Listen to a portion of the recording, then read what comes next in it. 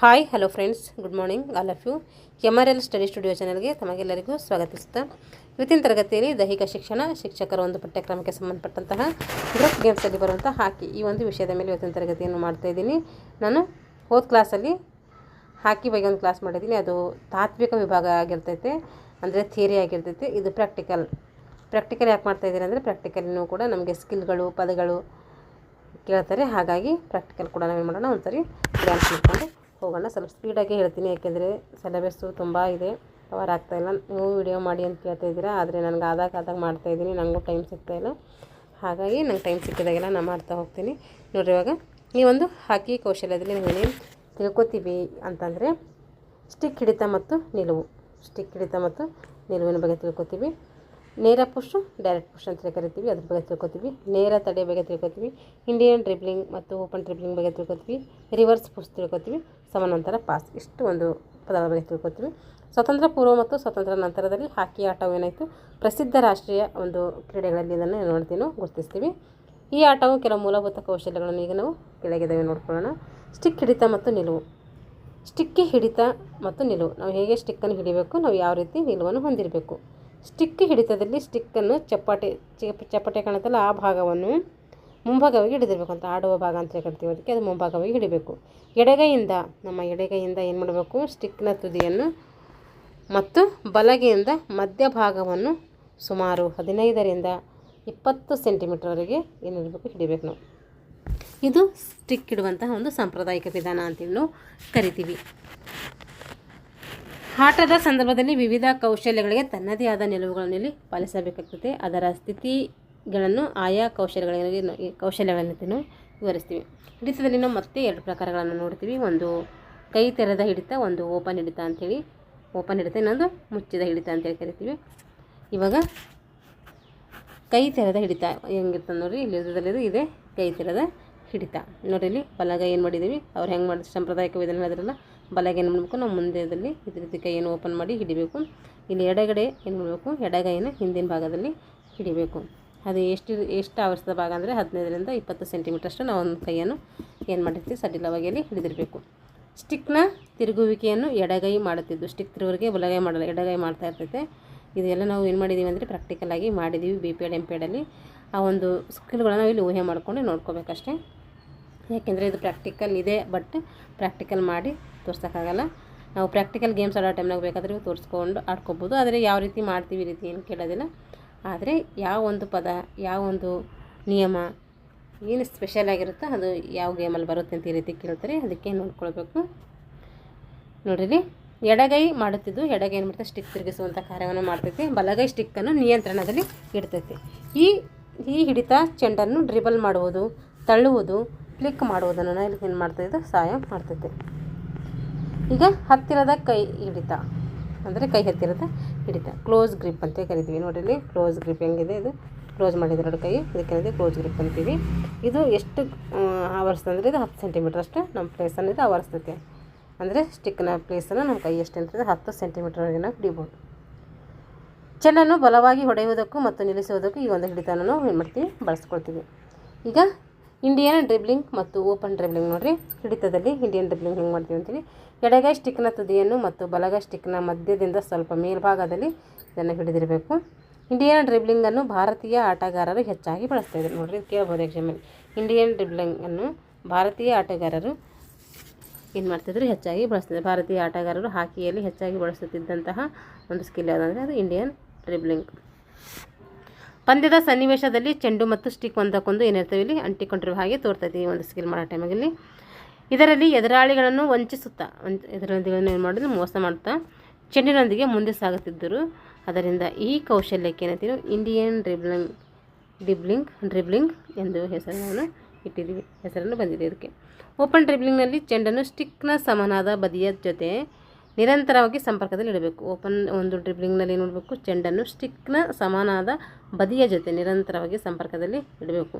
ಸ್ಟಿಕ್ಕನ್ನು ದೇಹದ ಮುಂದಕ್ಕೆ ಇಟ್ಟು ಶರೀರವು ಸ್ವಲ್ಪ ಮುಂದಕ್ಕೆ ಮತ್ತು ಬಲಕ್ಕೆ ಬಾಗಿರಬೇಕು. ಪಾದಗಳು ಇಲ್ಲಿ ಮಾಡಬೇಕು, ಚಲಿಸುವ ದಿಕ್ಕಿನ ಕಡೆಗೆ ಮುಖ ಮಾಡಿ ನಿಲ್ಲಬೇಕು. ಈ ರೀತಿ ಇನ್ನೊಂದು ಡ್ರಿಬ್ಲಿಂಗನ್ನು ಮಾಡ್ತಾ ಇರಬೇಕು. ಈಗ ನೇರ ಪುಷ್, ಡೈರೆಕ್ಟ್ ಪುಷ್ ಅಂತೇಳಿ ಕರಿತೀವಿ. ಈ ಕೌಶಲವು ಚೆಂಡನ್ನು ನೇರವಾಗಿ ತಳ್ಳುವುದಕ್ಕೆ ಏನು ಮಾಡ್ತೈತೆ, ಸಹಾಯ ಮಾಡ್ತೈತೆ. ಇದರಲ್ಲಿ ಹೇಗೆ ನಿಂತ್ಕೋಬೇಕಂದ್ರೆ ಹಾಕಿ ಸ್ಟಿಕ್ಕನ್ನು ಕೈ ತೆರೆದ ಹಿಡಿತ ಭಾಗದಲ್ಲಿ ಏನು ಮಾಡಬೇಕಿಲ್ಲಿ ನಾವು ಹಿಡಿಬೇಕಿದು. ಇಲ್ಲಿ ಸ್ಥಿತಿ, ದೇಹವು ಮುಂದಕ್ಕೆ ಬಾಗಿರಬೇಕು. ಬಲಗೈ ಆಟಗಾರನ ಎಡ ಭುಜವು ಏನು ಮಾಡಬೇಕು, ಚೆಂಡನ್ನು ಕಳಿಸುವ ದಿಕ್ಕಿಗೆ ಕಡೆಗೆ ಇರಬೇಕು. ದೇಹವು ಮುಂದೆ ಬಾಗಿರಬೇಕು. ಇಲ್ಲಿ ಬಾಗಿದ್ದಾರೆ ನೋಡಿರಿ, ಇಲ್ಲಿ ನೋಡ್ಕೊಂಡೆ ನೀವು ಹೇಳ್ತಾರೆ ಊಹೆ ಮಾಡಿಕೊಡ್ರಿ. ಇಲ್ಲಿ ಬಾಗಿದ್ದಾರೆ ನೋಡಿರಿ.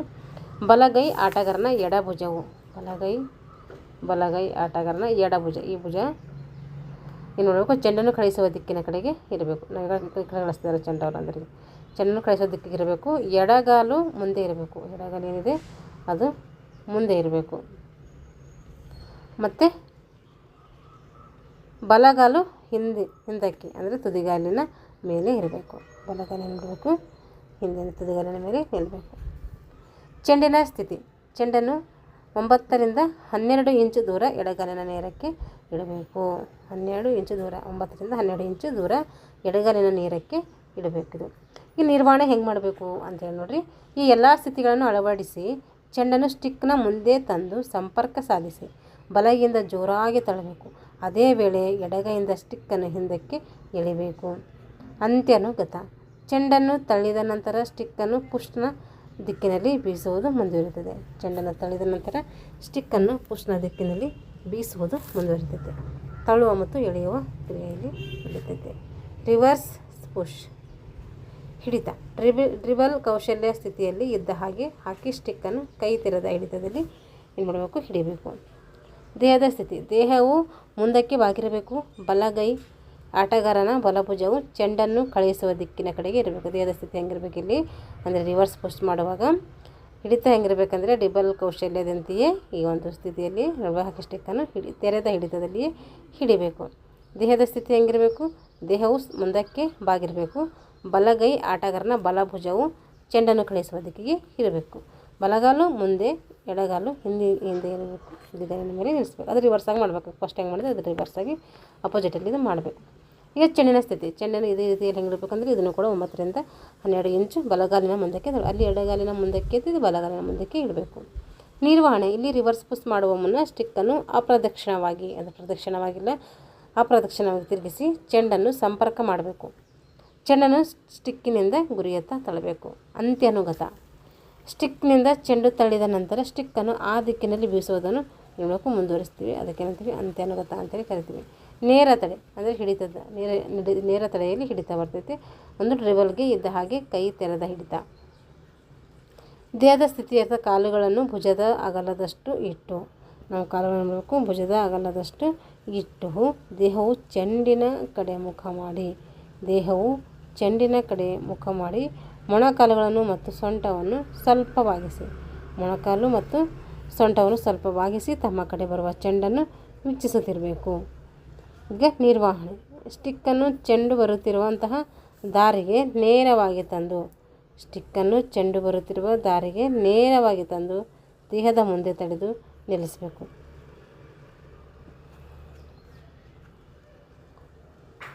ಸಮಾನಾಂತರ ಪಾಸ್, ಪ್ಯಾರಲಲ್ ಪಾಸ್ ಅಂತೇಳಿ ಕರಿತೀವಿ.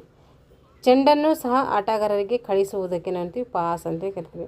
ಪಾಸ್ ನೀಡುವಂತಹ ತಂತ್ರಗಾರಿಕೆಯಲ್ಲಿ ಸಮಾನಾಂತರ ಪಾಸ್ ಎಂದು ಒಂದು ವಿಧವಾಗಿರ್ತದೆ ಇದು. ಈ ಪ್ರಕಾರದ ಪಾಸ್ ನೀಡುವ ಕೌಶಲ್ಯದಲ್ಲಿ ಎ ಆಟಗಾರ ಚೆಂಡನ್ನು ತನ್ನ ಬಲ ಬದಿಯಿಂದ ಎಡ ಬದಿಗೆ ಚೆಂಡನ್ನು ಏನು ಮಾಡಬೇಕು, ಬಿಗೆ ಕಳಿಸ್ಬೇಕು, ಅಂದರೆ ಬಿ ತಂಡಕ್ಕೆ ಕಳಿಸ್ಬೇಕು. ಬಿ ಆಟಗಾರ ಏನು ಮಾಡಬೇಕು, ಚೆಂಡನ್ನು ಸ್ವೀಕರಿಸಿ ತನ್ನ ಎಡ ಬದಿಯಿಂದ ಬಲಬದಿಯಲ್ಲಿರುವಂತಹ ಎ ತಂಡಕ್ಕೆ ಏನು ಮಾಡಬೇಕು, ಕಳಿಸಬೇಕು. ಇಬ್ಬರು ಆಟಗಾರರು ಸಮಾನಾಂತರವಾಗಿ ನಿಂತಿರಬೇಕು. ನೋಡಿರಿ ಈ ಥರ ನಿಂತಿದಾರಲ್ಲ, ನಾವು ಈ ಕಡೆ ಕಳಿಸ್ಬೇಕು, ನೀವು ಆ ಕಡೆ ಕಳಿಸ್ಬೇಕು. ಇದಕ್ಕಿಂತ ಸಮಾನಾಂತರ ಅಂತೇಳಿ ಕರಿತೀವಿ. ಇಷ್ಟೇನಾಯಿತು ಹಾಕಿಗೆ ಸಂಬಂಧಪಟ್ಟಂತಹ ಪ್ರಾಕ್ಟಿಕಲ್ ವಿಭಾಗವನ್ನು ನಾವು ತಿಳ್ಕೊಂಡಿದ್ದೀವಿ. ಮುಂದಿನ ತರಗತಿಯಲ್ಲಿ ಮುಂದಿನ ಲೆಸನ್ನೊಂದಿಗೆ ಮತ್ತೆ ಭೇಟಿಯಾಗೋಣ ಅಂತ ಹೇಳ್ತಾ ಇಲ್ಲಿಗೆ ತರಗತಿಯನ್ನು ಮುಗಿಸ್ತಾ ಇದ್ದೀನಿ. ಎಲ್ಲರಿಗೂ ಧನ್ಯವಾದಗಳು.